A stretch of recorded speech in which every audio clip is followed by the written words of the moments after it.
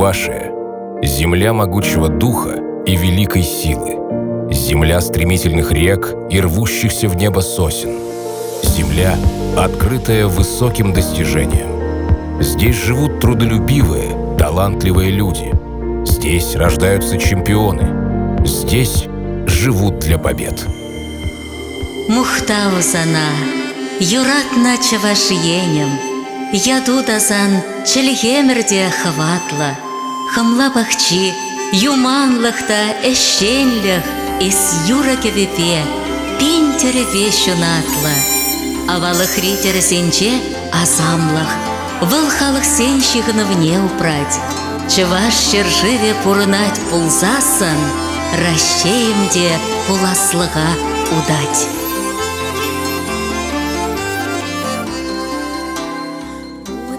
Вековая история сохранилась в рунах, легендах, песнях, вышивках, традициях, в памяти поколений. Ширилась чувашская земля, объединяя села, города, хранила предков важные заветы, свой путь определяя на века. Одним из ключевых этапов развития региона стало вхождение Чувашии в XVI веке в состав российского государства.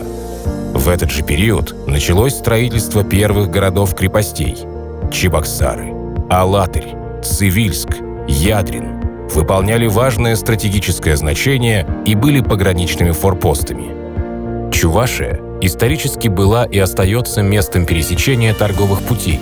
Через волжские и сурские речные базары местный лес, рыба, пушнина и другие товары поставлялись в Москву, Санкт-Петербург, Европу. Слава Тихвинской ярмарки, одной из крупных в Поволжье, прошла через века.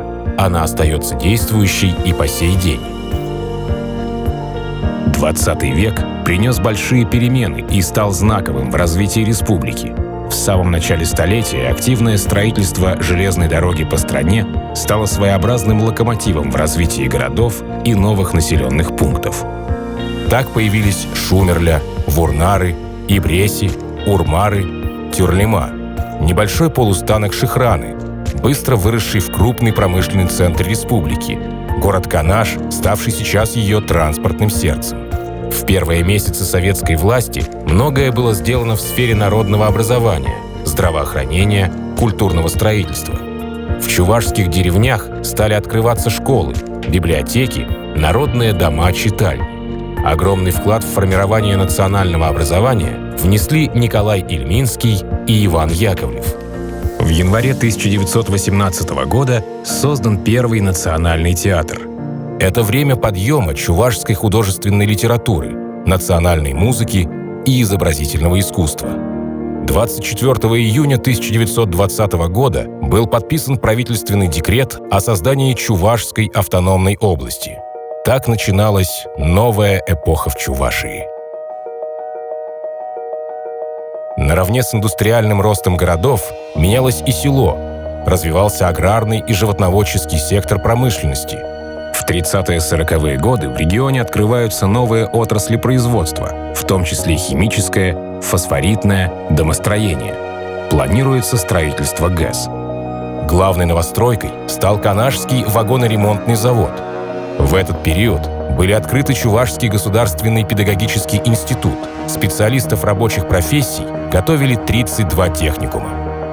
Работает Национальный музей, основан театр юного зрителя, Чувашкино, филармония, художественная галерея, открыты первые звуковые кинотеатры. Чувашский государственный хор дважды дает концерты в Москве, а национальная вышивка была представлена на международной выставке в Париже. На Всесоюзной выставке достижений народного хозяйства был открыт павильон «Чувашия». За высокие результаты в экономической и хозяйственной деятельности в 1935 году республика удостоена ордена Ленина. Тысячи семей строили новые планы, но мирную жизнь нарушила Великая Отечественная война. 208 тысяч уроженцев Чувашии ушли на фронт защищать родину. Не вернулось 106 тысяч. В республике проходило формирование 16 воинских соединений и частей. В столице были расположены штабы 139-й и 324-й стрелковых дивизий. В первые месяцы войны из западных и центральных регионов СССР в города и районы Чувашии было эвакуировано 28 промышленных предприятий, а многие цеха уже действующих заводов были перепрофилированы под выпуск военной продукции для фронта. В республике было развернуто 17 эвакогоспиталей, в которых более 100 тысяч солдат получило лечение. В районы и города края в годы войны эвакуировано более 70 тысяч мирных жителей, в том числе несколько детских домов из Москвы, Белоруссии, блокадного Ленинграда. Большой ответственной работой стало строительство Сурского и Казанского оборонительного рубежей. Май 45-го вернул ясное небо над Родиной.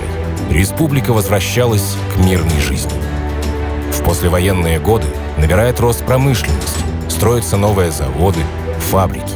К концу 50-х регион располагал крупной машиностроительной и металлообрабатывающей отраслями.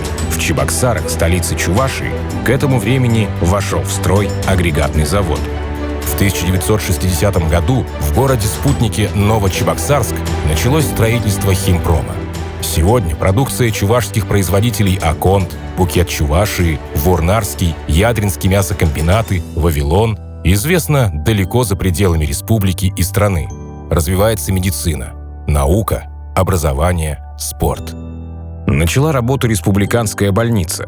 Среди медиков насчитывалось немало высококлассных специалистов. Большую роль в укреплении терапевтической службы сыграл Петр Осипов.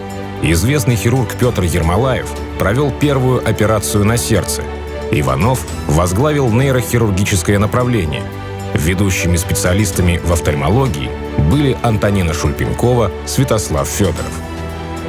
В 1952 году Ардалион Игнатьев стал первым из спортсменов Чувашии чемпионом страны. А в 1962 году о нас узнал весь мир. Андриян Григорьевич Николаев совершил свой полет в космос и прославил свою малую родину. Столица Чувашии Чебоксары встречает космонавта-3 Андрияна Григорьевича Николаева. Эпоха 70-х вошла в историю республики как время больших строек. Советскую Чувашию сегодня смело можно назвать республикой ударных строек 10-й пятилетки. Чебоксарский завод промышленных тракторов в конце этого года приступает к серийному выпуску машин Т-330. Остались считанные дни до перекрытия Волги на строительстве Чебоксарской ГЭС, 9-й и последней в Волжском каскаде гидроэлектростанций. За доблестный труд и высокие достижения в свой 50-летний юбилей республика награждена орденом Октябрьской революции.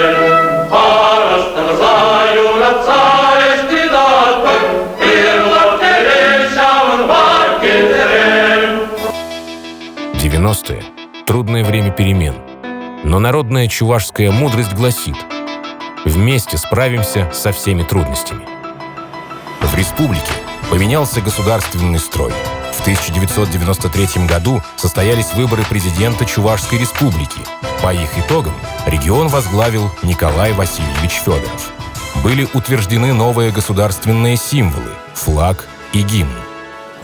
Древо жизни, знак долгого исторического пути, пройденного чувашским народом, стал символом надежности и веры. В новое тысячелетие Чувашия вошла с новыми планами. Поиск успешных форм развития экономики, промышленности и сельскохозяйственного комплекса региона открывал новые возможности. Налаживались международные отношения. Привлекались инвестиционные средства. Республика активно участвовала в пилотных проектах. Проведена практически 100% газификация региона. Реализуются масштабные проекты по строительству и реконструкции автомобильных дорог. В городах строятся новые микрорайоны. Ведется реконструкция ветхого жилья. Сегодня современная Чувашия – это динамично развивающийся регион в самом центре России. Работает 2 индустриальных парка. Построены новые заводы строительных материалов «Траковская керамика», «Сеспель». Предприятия электротехнического кластера «Элара», «ВНИИР», «ЧИАС», «Экра», «Релиматика» уверенно занимают лидирующие позиции. Во многих районах построены заводы по переработке молока, мяса птицы, введены в эксплуатацию тепличные комплексы. В В последние десятилетия на территории республики построено 65 новых детских садов, 18 современных общеобразовательных школ. Открыты детские технопарки «Кванториум», Центр цифрового образования, Центр современной компетенции детей. Вузы республики признаны одними из лучших в стране. В райцентрах Чувашии появились физкультурно-оздоровительные комплексы, спортивные центры, бассейны. Ведется профессиональная подготовка спортсменов. На территории республики работает 55 детско-спортивных школ, в том числе 13 специализированных школ Олимпийского резерва, Центр спортивной подготовки, училища Олимпийского резерва. Современная система здравоохранения республики включает в себя более 80 учреждений. Федеральные и республиканские высокотехнологические центры стали базовыми и ежегодно спасают тысячи жизней. Поистине национальным достоянием является самобытная культура. Благодаря системе государственной поддержки за последние десятилетия построено 20 новых учреждений культуры, 250 отремонтировано. Проведена масштабная реконструкция ведущих театров, филармонии, Государственного исторического архива, памятников архитектуры.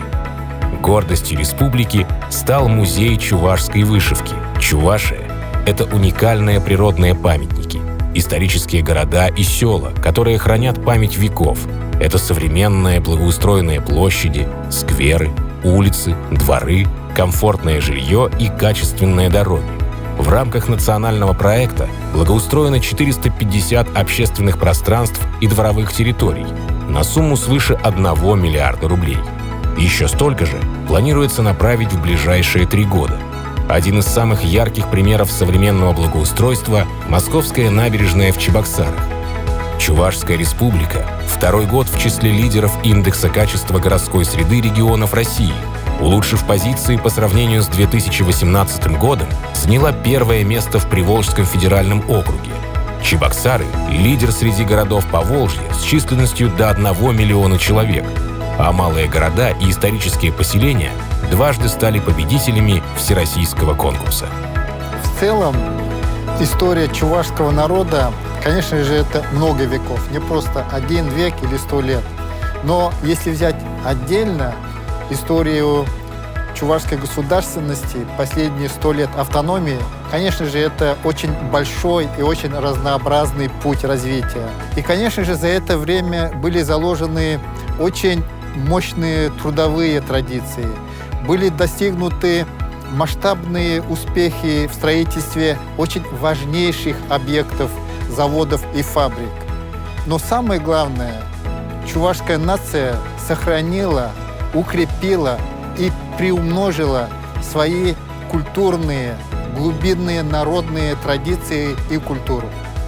И тем самым, если мы все это используем очень грамотно, переложим на созидательный совместный труд, мы сможем за очень короткое время сделать прорывное развитие республики, на что нас нацеливает президент страны.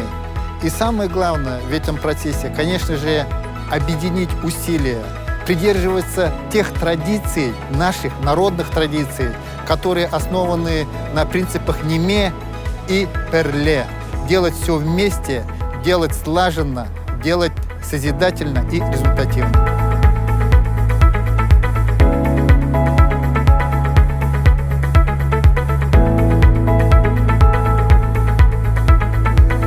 Вместе. 100 лет вместе.